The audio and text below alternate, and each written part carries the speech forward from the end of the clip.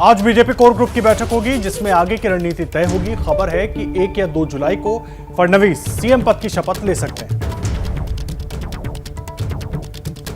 BJP core group की अहम बैठक आज होगी और उस बैठक में तमाम आगे की जो रणनीति है उस पर चर्चा होगी कि किस तरह से रणनीति रहेगी। और खबर यह भी है कि 1 या 2 जुलाई को फडणवीस सीएम पद की शपथ ले सकते हैं। बड़ी जानकारी हम आपको दे रहे हैं। लगातार महाराष्ट्र की सियासत पर सबकी नजर टिकी हुई थी कि आखिर क्या कुछ होता है, और अब तस्वीर लगभग साफ हो चुकी है। उद्धव ठाकरे ने कल शाम इस्तीफा दे दिया, उसके बाद बीजेपी सरकार बनाने की कवायद में लग गई है। आज बीजेपी कोर ग्रुप की बैठक होगी और खबर यही है कि 1 या 2 जुलाई को देवेंद्र फडणवीस शपथ ले सकते हैं मुख्यमंत्री पद की। देखिए, उद्धव और बीजेपी में आखिर ऐसी क्या अदावत है कि उद्धव अपनी सरकार तक कुर्बान कर चुके हैं, लेकिन बीजेपी के साथ वो नहीं गए। आखिर बीजेपी के साथ इतनी बड़ी खाई की वजह क्या है, इस रिपोर्ट में देखिए। राजनीतिक रूप में देखें तो हम उनके साथ नहीं है। मी मागे एकदा बोललो होतो, मला वाटतं आपल्या गोरेगावच्या शिबिरात की 25 वर्ष आपली युतीमध्ये सडली। हिम्मत असेल तर त्या काश्मीरमध्ये जाऊन तिकडे हनुमान चालीसा पडायचा। गुन्हा केलाय तो भाजपाने केलेला आहे, गुन्हा केलाय तो भाजपच्या 3 पाट प्रवक्त्यांनी केलेला आहे। आपके परिवार के मुखिया होने के नाते मुझे आप लोगों की फिक्र है। आप लोगों को कुछ दिनों से कैद करके गुवाहाटी में रखा गया है। आप लोगों के बारे में रोज नई जानकारी सामने आती है। आप में से कई मेरे संपर्क में हैं। आप लोग दिल से अभी भी शिवसेना के साथ हैं। मुखिया होने के नाते मैं यही कह सकता हूं, अभी बहुत देर नहीं हुई है। आप लोग मुंबई आकर मेरे सामने बैठें और शंकाओं को दूर करें। हम लोग एक साथ बैठकर जरूर कोई रास्ता निकाल लेंगे। आपको जो सम्मान और आदर शिवसेना में मिला है वो कहीं नहीं मिलेगा। मुंबई में मौजूद उद्धव ठाकरे की ये भावनात्मक अपील भी कोई काम नहीं कर पाई। गुवाहाटी में मौजूद एकनाथ शिंदे और उनके गुट ने अपना इरादा भी जता दिया और चिट्ठी में उठाए गए सवाल का जवाब भी दे दिया। पार्टी पर संकट मंडराते देख उद्धव ठाकरे ने अपने फेसबुक लाइव में यहां तक कह दिया कि अगर विधायक उनसे इस्तीफा चाहते हैं तो वो इस्तीफा देने के लिए तैयार हैं।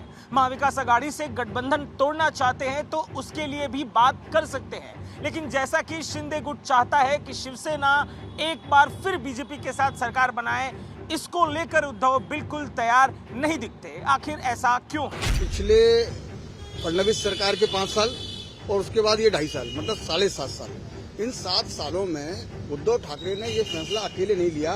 कार्यकारिणी की बैठक हुई थी, आप लोगों को याद होगा, रंग शारदा में। उसमें उन्होंने ये कहा था कि अब जो स्वबल यानी अपने दम पर लड़ने का जो नारा दिया गया था, वहां से शुरुआत हुई थी और पार्टी के सभी लोगों ने इस मुद्दे पर उद्धव ठाकरे का समर्थन किया था। उसमें बाकी विधायक भी थे। अब अचानक अगर ये विधायक ये कह के उठ के खड़े होते हैं कि बीजेपी के साथ सरकार बनाइए, तो उस वक्त ही उसका विरोध करना चाहिए था कि नहीं, हमारी हिंदुत्व की एक विचारधारा एक है, हम अपने दम पर लड़ेंगे और अपने दम पर सरकार बनाएंगे। लेकिन जब आप नारा ठीक है, लेकिन जब आपके पास नंबर नहीं था अपने दम पर सरकार बनाने का और बीजेपी के साथ न जाने का फैसला कार्यकारिणी ने ले लिया था, तो ऐसे में उद्धव ठाकरे के पास जो उपलब्ध विकल्प थे, उन विकल्पों के आधार पर उन्होंने सरकार बनाई थी। इसमें पूरा पार्टी का समर्थन उनको प्राप्त था।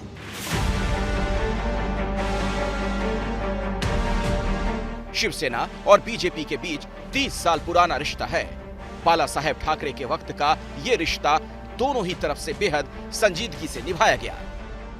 इस रिश्ते की वजह से दोनों पार्टियों ने सत्ता पर काबिज रहकर बहुत सारे काम भी किए और बहुत सारी कांग्रेसी कुरीतियां दूर करने का दावा भी किया। लेकिन आखिर ऐसा क्या हुआ कि उद्धव की अगुवाई में शिवसेना और बीजेपी के बीच की दरार बढ़ती चली गई? इसके एक नहीं बल्कि कई वजह हो सकती हैं। दोनों पार्टियां हिंदुत्ववादी, दोनों पार्टियों के वोट बैंक एक, बीजेपी के वोट बढ़ने में तेजी, शिवसेना का सिकुड़ता आधार, आदित्य ठाकरे के भविष्य को खतरा। बीजेपी महाराष्ट्र में तेजी से मजबूत हो रही है। एक समय था कि शिवसेना के सहारे बीजेपी ने महाराष्ट्र में एंट्री की थी। तब महाराष्ट्र चुनाव में शिवसेना ज्यादा सीटों पर लड़ती थी और बीजेपी कम सीटों पर। धीरे धीरे दोनों के बीच का यह अंतर कम होता चला गया और आज की तारीख में शिवसेना से ज्यादा बड़ी पार्टी है बीजेपी। यही वजह है कि सीट बंटवारे को लेकर दोनों पार्टियों में मतभेद बढ़ता गया। बीजेपी के पिछले 2 चुनावों से 100 से ज्यादा विधायक रहे हैं। बढ़ती ताकत के साथ बीजेपी शिवसेना के मुकाबले ज्यादा सीटों की डिमांड करने लगी। पिछले 2 लोकसभा और विधानसभा चुनाव में ये सब देखने को मिल चुका है। उद्धव इस स्थिति को अपने आप को मजबूत करके नहीं बल्कि बीजेपी को साइडलाइन करके बदलने की कोशिश कर रहे हैं। महाराष्ट्र की राजनीति में वो बीजेपी वर्सेस ऑल करके सत्ता पर काबिज रहना चाहते हैं, क्योंकि उन्हें कहीं ना कहीं ये लगने लगा है कि बीजेपी के साथ रहने से उनकी शिवसेना का सफाया हो सकता है। ये तो आंकड़े बताते हैं, इसमें कोई मतलब किसी को लगने जैसी बात नहीं है। आप 1995 के बाद से लगातार देख लीजिए, विधानसभा में बीजेपी की साथ रहने के बावजूद शिवसेना की सीटें कम हुई हैं। अगर सीटें कम हो रही हैं तो कहीं ना कहीं पार्टी कमजोर हो रही है। सबसे बड़ी बात यह है कि जब तक बाला साहब थे, बीजेपी उनके कद के नीचे रहकर बात किया करती थी। बीजेपी तब महाराष्ट्र में छोटी भी थी और बीजेपी के नेता भी बाला साहब का सम्मान करते थे। लेकिन अब उद्धव के साथ मामला अलग हो चुका है। उद्धव को डर है कि भाजपा के साथ रहने पर उन्हें ज्यादा फायदा नहीं हो सकता। वो अपनी बातों को ज्यादा दम से नहीं मनवा सकते हैं। मिला जुलाकर उद्धव नहीं चाहते कि महाराष्ट्र के किसी भी गठबंधन में उन्हें छोटे भाई की हैसियत हासिल हो। यही वजह है कि उन्होंने शिवसेना की अगुवाई में सरकार बनाई।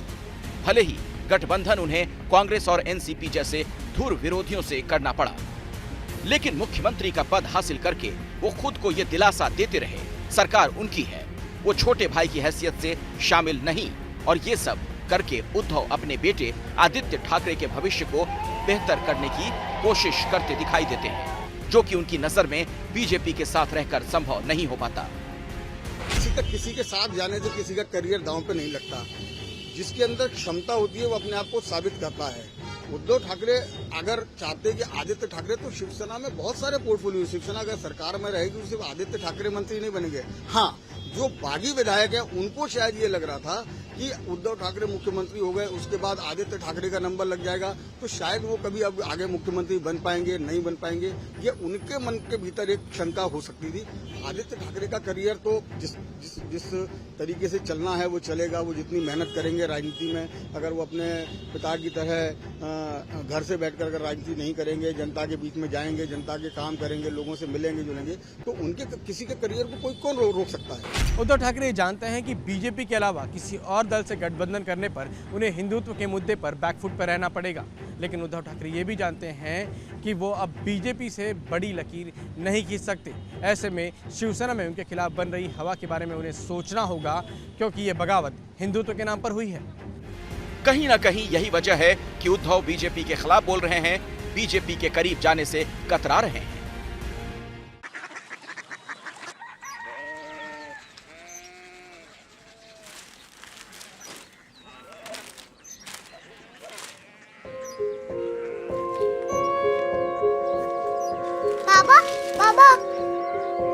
Korea city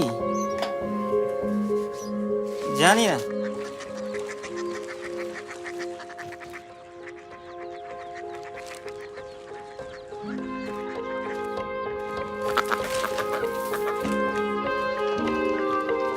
Korea city? हाँ।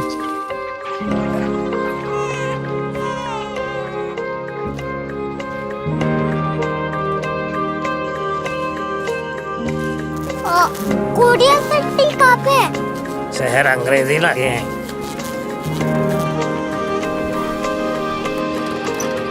Korea city.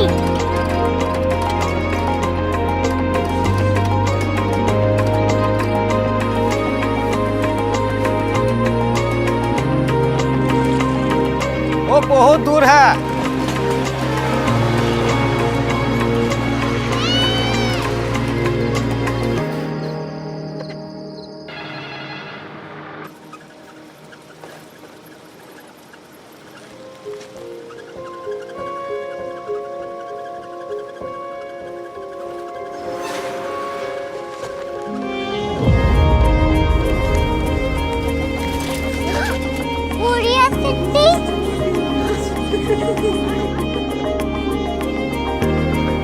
दुनिया को बोलना नहीं, कुछ लोग बड़े होते हैं। कोरिया सिटी कहाँ है? प्रोफेसर साहब को पता होगा। हो, ये छोटा वाला ग्लोब लगता है और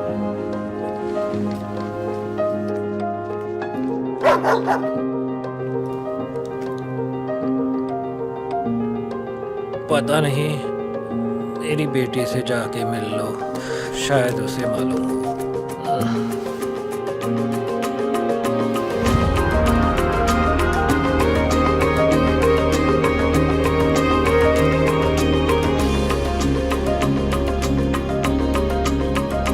हाय,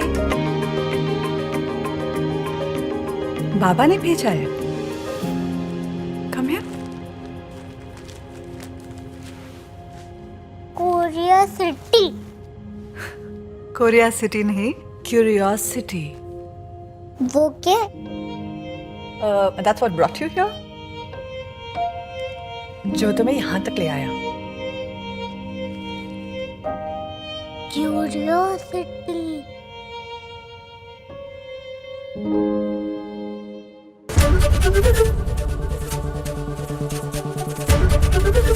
एबीपी न्यूज आपको रखे आगे।